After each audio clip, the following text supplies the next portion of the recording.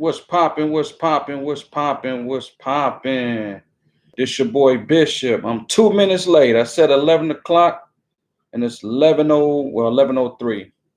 But I'm here, y'all. I'm here.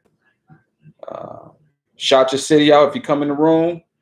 I don't have nobody just yet, but when I do, shout your city out. Shout your name out.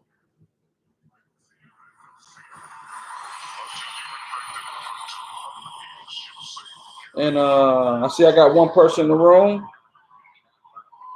Shout your city out. Shout your name out. We're gonna get started here in a few.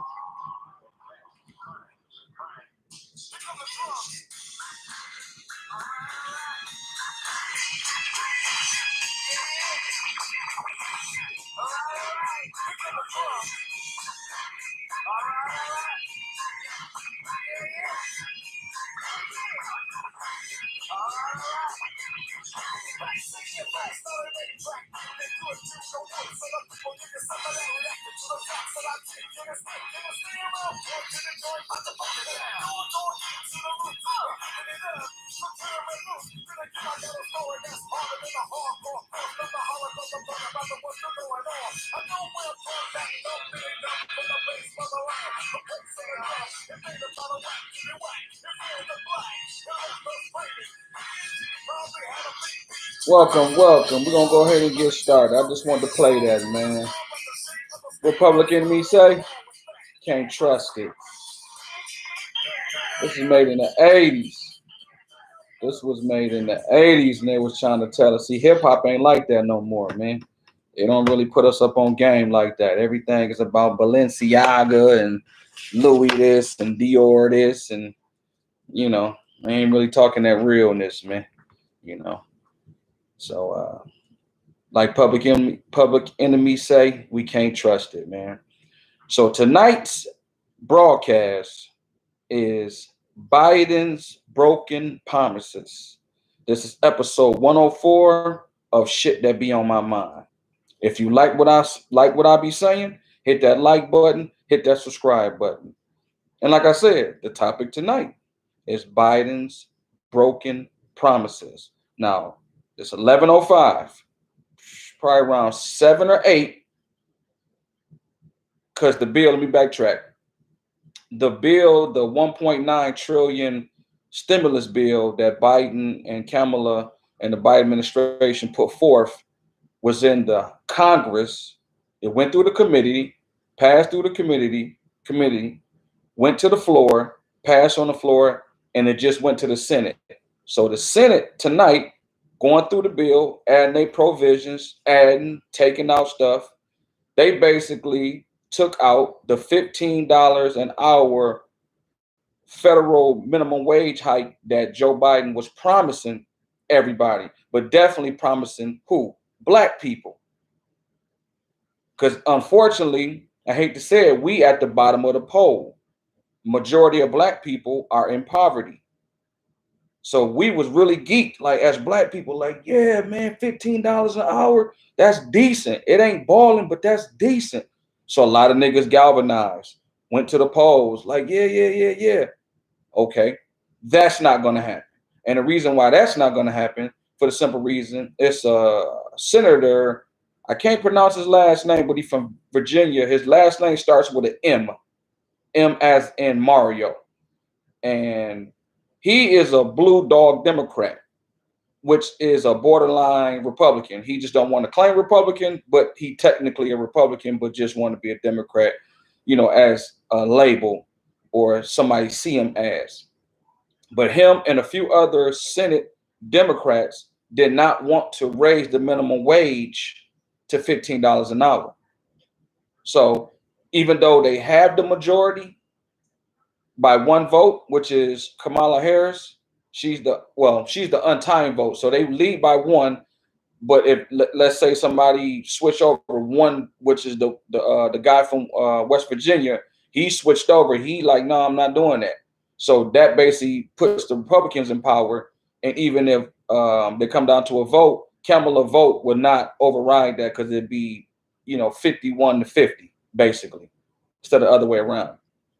So at the end of the day, We ain't getting no $15 an hour. That ain't gonna happen. The other promise he made, hey, I'm gonna get rid of student loan debt. He just came, did an interview or some shit like that, probably last week or so, where he basically was saying, I'm not doing that, because basically people are pressuring him, not just black people. Black people crying right now. You know, the ones who was all on Joe Biden and Kamala's team is crying right now because everything that they thought they was gonna get, they are not getting, and he's turning his nose and ass to them. Which, to me, I kind of laugh. It's funny to me because at the end of the day, people like me who think understand, like, nah, man, that man is basically selling y'all some bullshit. See, so he's not gonna do nothing for the. He promised the whole $15 an hour. That just basically a couple hours ago is not gonna happen. He promised he gonna get rid of student loan debt. That's not gonna happen. We don't have no tangibles, no reparations, no protections. They passing all these executive orders. Well, he's signing all these executive orders for everybody else, the LGBT, the immigrants, and now the Asians.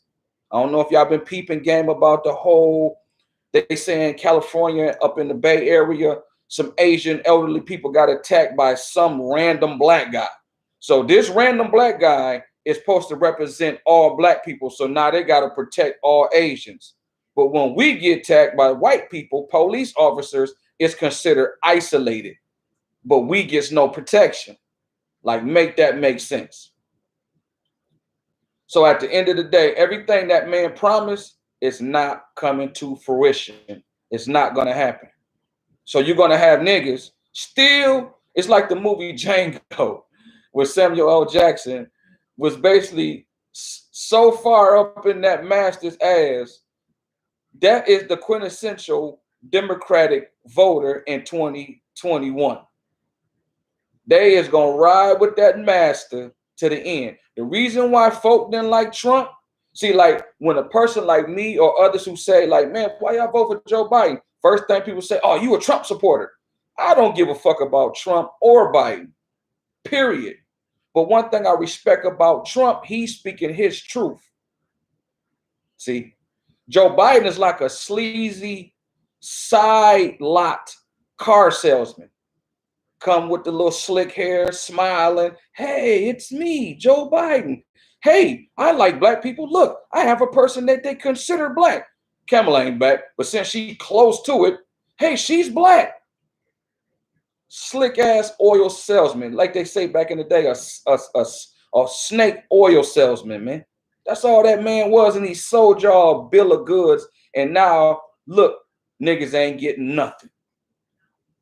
Niggas is quiet. Niggas ain't got nothing to say online no more. Niggas damn near upset that they voted for this man.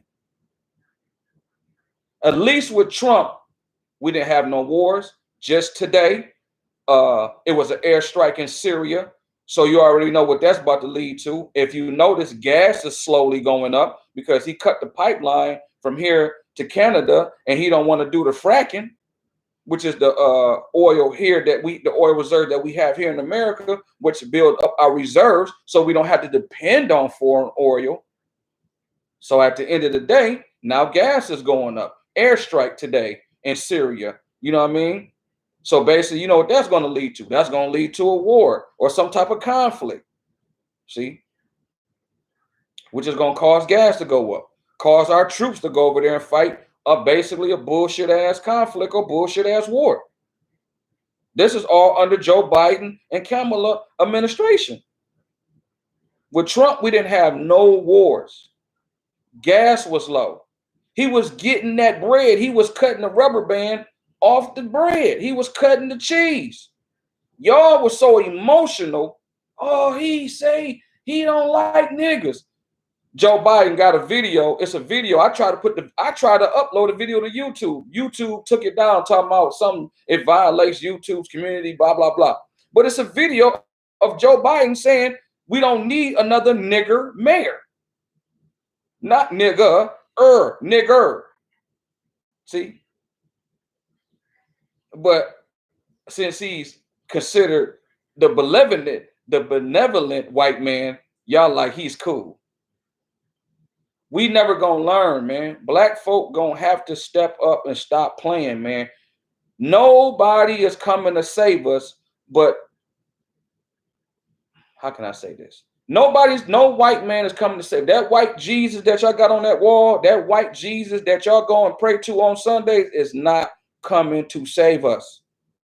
If you notice, if anybody know anything about chess, politics is played in chess. They play us like checkers because we're emotional. We react to everything emotionally. So they know we like the little cat when they have the little red laser and you take the red laser and you shine it and the cat just keep going back and forth. That's what my wife was saying. Like, that's true. That's how we are. We like the little laser that they point and the little cat just keep bouncing around and we never get focused. We never use our critical thinking. Soon as some niggas start like me and others who use critical thinking, oh, y'all Trump supporter. Oh, y'all Republican. Oh, y'all this, y'all that. Fast forward to where we at now. What have we gained? Well, I didn't vote at all. Neither Trump or Biden. I give two shits about either one of them. But at the end of the day, what did y'all get for voting for Biden, man? We down there 2 months into this man's administration. We have months and change. We ain't getting nothing. Everybody else is getting something, man. Getting tangibles, which is money, getting protections, so things don't happen to them. Like I said with the Asians, they putting protection laws for them in New York and California, and them is two biggest states. So eventually it's going to become Supreme Court, and Joe Biden's administration is going to become law, period. But it's starting in New York and California, where they government is putting in protection laws for Asians. And what do we get? In New York, how many niggas been killed in New York by the police and just killed by random white folk? In California, how many niggas been killed by the police and random white folk? But there's no protection laws, no tangibles for us.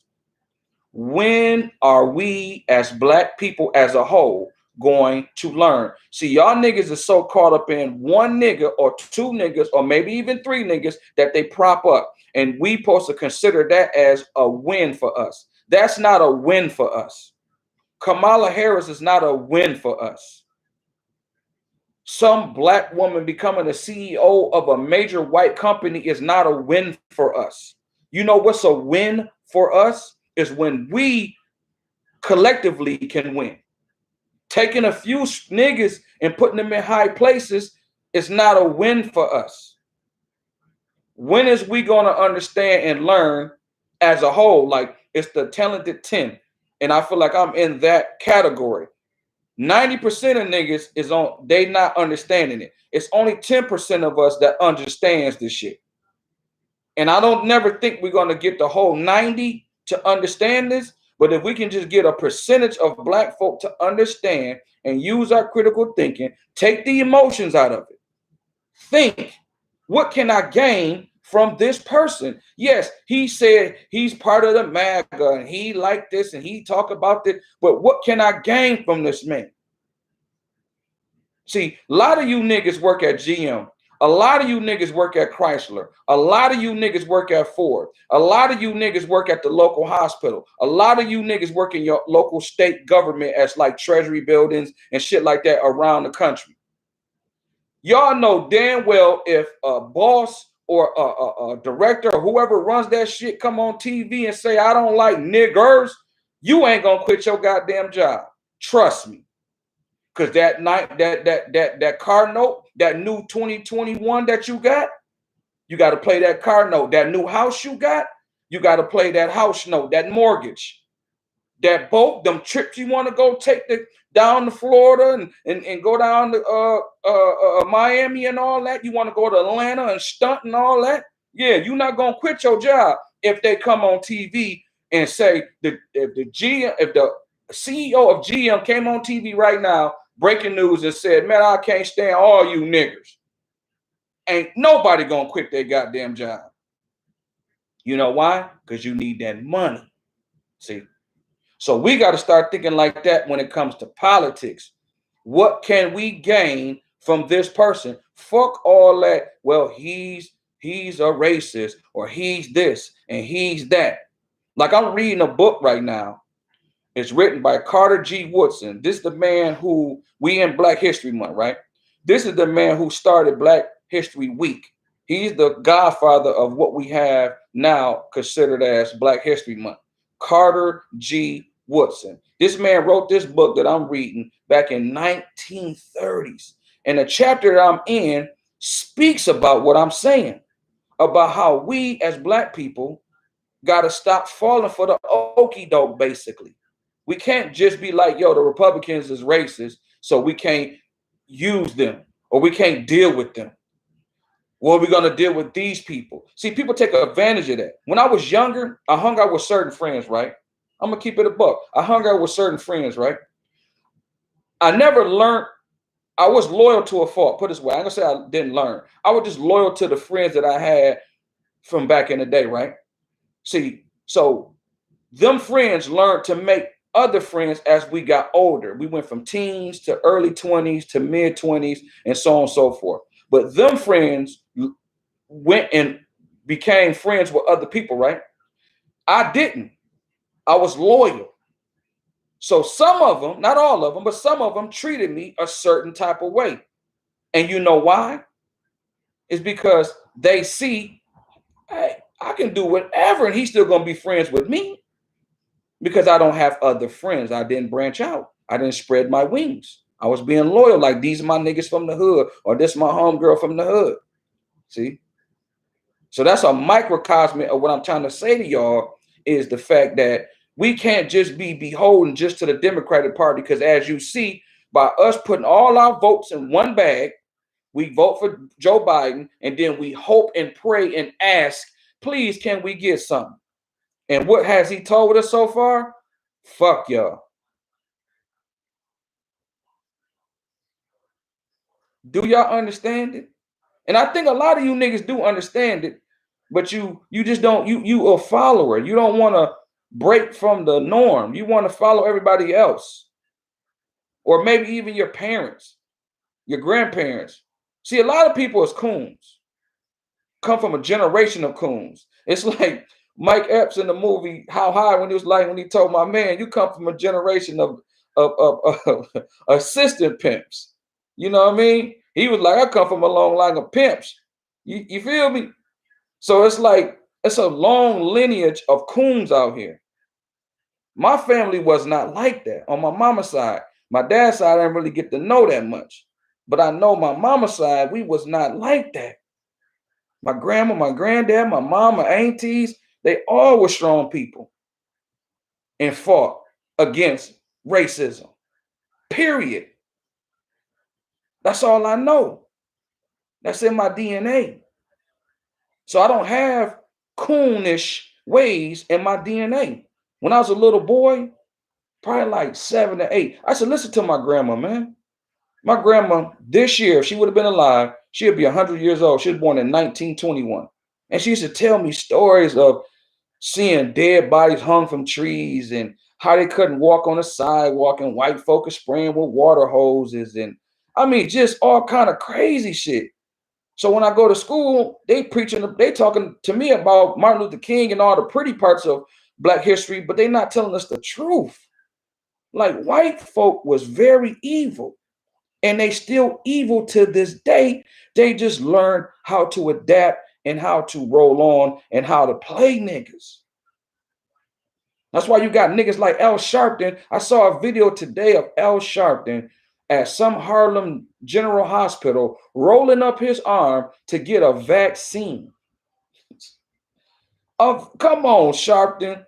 You march with King, you say. You say you fought for civil rights, and you gonna lie to the people because you want to get a bag? You got a little show on MSNBC, so you want to get your little coins, so you lie to the people, but the people is the ones who put you in the position you in right now?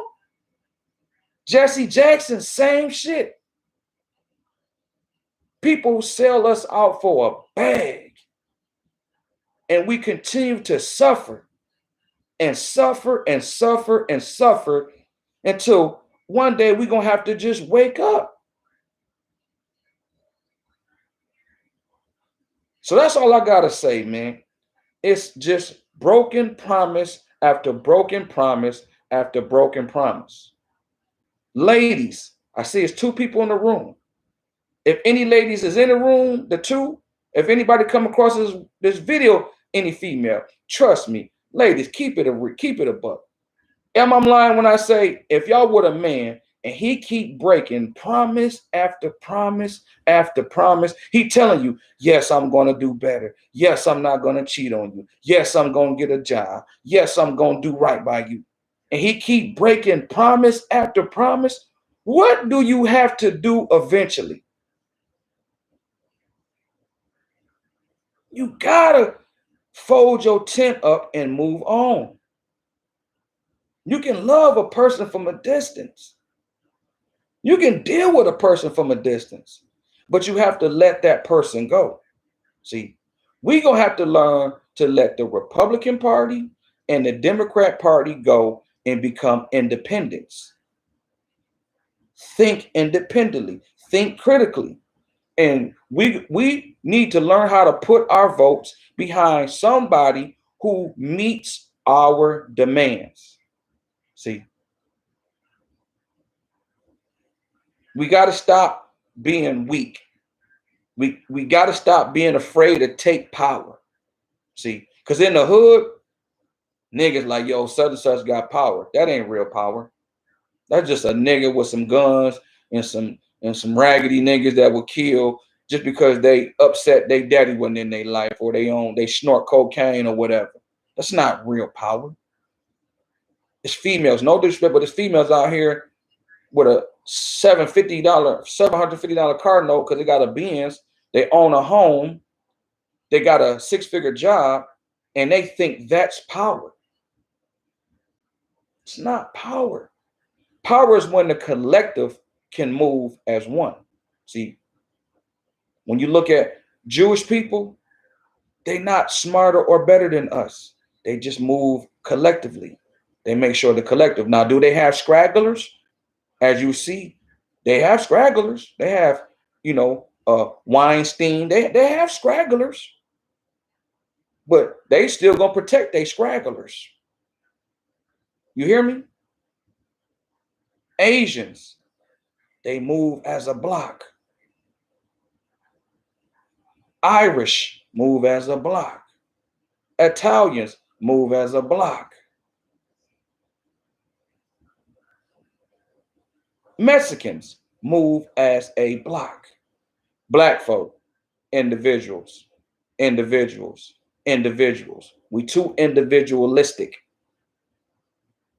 What made us powerful, right now the movie Fred Hampton movie is out. Judas and the Messiah.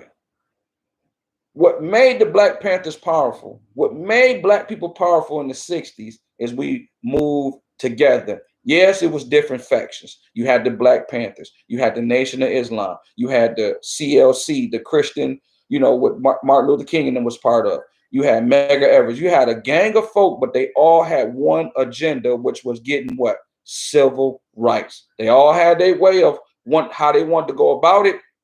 They had different philosophies, different thoughts, but they had one goal. That's why we was able to achieve that one goal, because we was all on accordance of getting our civil rights and a right to vote.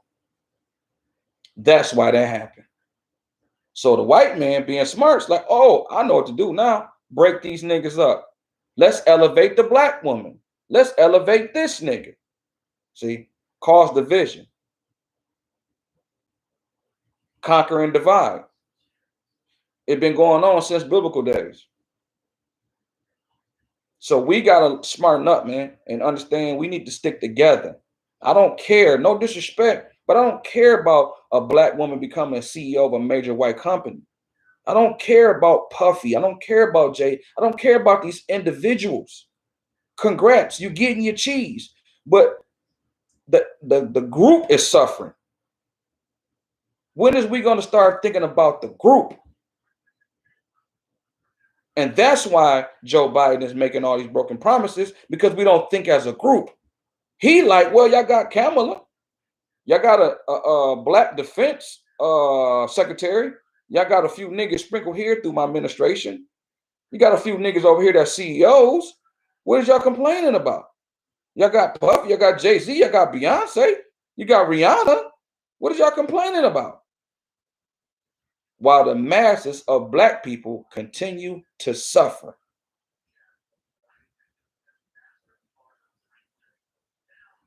We got to wake up, man, and start using our tool between our two shoulders, man, and not being afraid to go against your own. I had a friend, a so-called friend. I said this on a previous broadcast, but I ain't lie, it was kind of like, that kind of hurt me that she would switch up on me because I think different of what she feel. That's crazy. You don't want to be a friend no more because I don't want to support some bullshit, which is Joe Biden and Kamala Harris. It's bullshit. Because we haven't gained anything. We're not going to get anything. Only thing they're going to do is highlight a few Negroes that they handpicked and say, look, y'all got such and such, while our kids continue to suffer, fall behind in education, fall behind in home ownership, fall behind in college education. We are last in every fucking category, yo. When is we gonna wake up and understand, like, we are the bottom of the barrel, but we have power in our money, but we don't even use that correctly. I was arguing with a young lady probably about a couple weeks ago, maybe a month ago, and she was saying, yeah, we got spending power though. We got 1.4 trillion spending power. Nigga, flip the spending and let's do 1.4 trillion investing power and see how much they respect us. They don't respect us because we go, soon as we get the money, we spend it. We don't have nothing, man. Do y'all understand? Like, I know it's kind of depressing. And I know there's a lot of people who, yo, let's preach positivity. Let's preach positivity. You cannot have positive without negative. You can't have the moon without the sun. Everything is yin and yang. So you gotta understand the negative in life. You can't, if you're going through something that's like, okay, if you got something in front of you and you like, well, I don't want to deal with that because that's the negative part of my life, or that's the negative part. So I'm gonna go around it because I'm gonna stay positive. You can't go through life like that. Sometimes you gotta go through it. You gotta understand it. You gotta deal with it.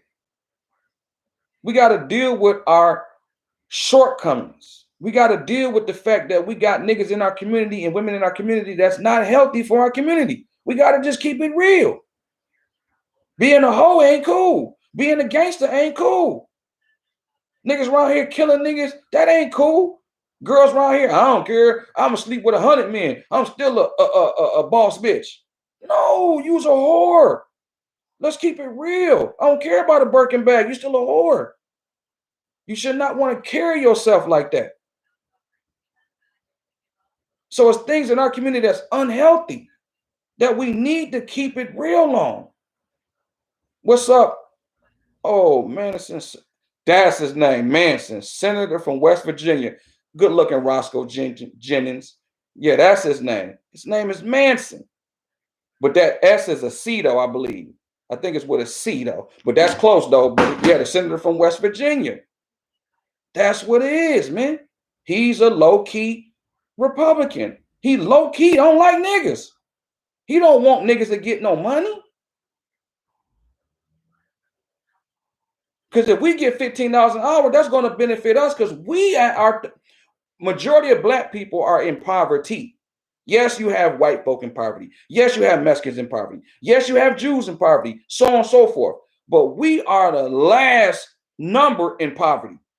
Everybody else has got their poverty issues too, but we have majority of black folk in poverty. So that $15 would have took a lot of folk out of poverty. They would have been over that poverty line that the government so-called, you know, when you do your taxes, they got like a poverty line. I think it's like under 20,000 or something like that. A lot of folk would have passed that poverty line. Black people. Student loan. We sat with student loan debt. Now, everybody else has student loan debt, but it affects us more because we got a twofold. We don't even get enough cheese. We don't make enough money to even pay our regular bills on top of the student loan debt. So that student loan debt would have helped us out. See? So that's why we ran to the polls, or like they say, shake your booty to the poll. Man, they just disrespected us this political season. Y'all niggas didn't even see it. Strippers on the pole talking about take your booty to the polls. Like they literally disrespected us, but we were so caught up and so emotionally invested in Donald Trump that we would have voted for the devil himself. So at the end of the day, man, we got to get off the BS. We're going to have to keep it real. You know what I'm saying? We're going to have to tighten up, because if we don't tighten up, we're not going to make it as a collective. We always going to have a few Negroes in certain places that will sell us out. They will kill their own. They will kill their own mama and daddy to have a seat with the white man. See, you always going to have that. Matter of fact, I'll tell you a story.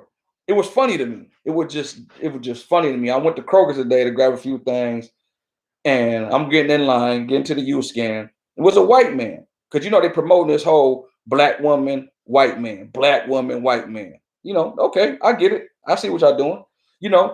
So the sister is Kiki and Ha with the white man, right? The white man just making little corny ass jokes, and I see she work at the hospital. You know what I mean? Because she still had a scruffies on the bottom of her feet. So I said, okay, sister, you getting your money. But when I walked past, it was like a twofold. She instantly felt like, okay, I'm done laughing. I got to put my mean mug on. And, he done caught me laughing with the white man. So it was like a twofold. So I'm in my mind laughing like, man, this sister, you giving this man, you see me and frown, or not frown, but you see me and like, yeah, I ain't laughing no more. I'm not even in a good mood no more. I got to put my mug on. This nigga. White man say some little corny ass shit. You laughing and just about to fall over your little basket. That is the quintessential niggas when it comes to Democrats. You can't stand your own. You want to dog your own. I got more than such and such. Yeah, I'm a boss nigga. I'm a boss bitch. You dog your own. Soon as you see the white man, hey, white man, you ain't got none but love and adoration for the white man. But you see your own, you turn your nose up. You got black men who see the white man, hey, he's shucking and jiving. He see the white woman, he's shucking and jiving. He see his own sister, he want to talk bad about his own black woman, and his mama black. Make that make sense. Black woman, your mama black, your daddy black. You see the white man, you're dancing, you're shucking and jiving. You see a black man, you turn your nose up. These niggas ain't shit. Soon you see the white man, hey, Brad, hey, Tim.